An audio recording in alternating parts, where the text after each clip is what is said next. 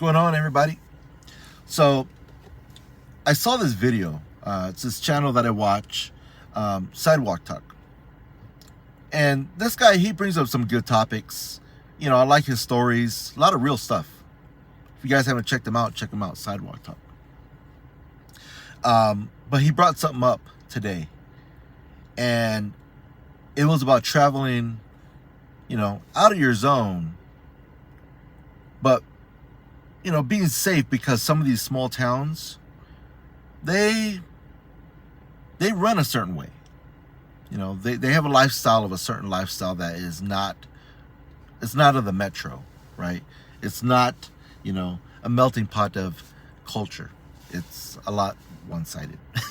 I'm trying to be nice about this. So, I travel a lot for work, and I had to travel out to the Midwest. So I'm not going to say which state or town or anything, but I flew into the Midwest, and one of my coworkers had to pick me up.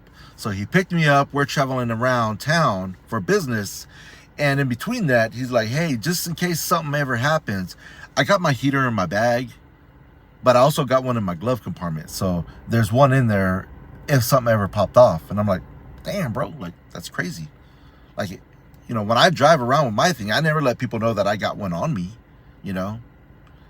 But it was kind of crazy. I'm like, damn, it gets done like that. All right, well, thanks for letting me know. So day's over, and, you know, he lived in the area, so he was going to go home. And I stayed at a Hampton. And a block away was a Walmart. So I decided to go to the Walmart. You know, I just don't like sitting in my room sometimes. So I'm sitting in my room. I'm like, I'm going to go to Walmart. It's a block away. And it's about 8, 9 o'clock at night.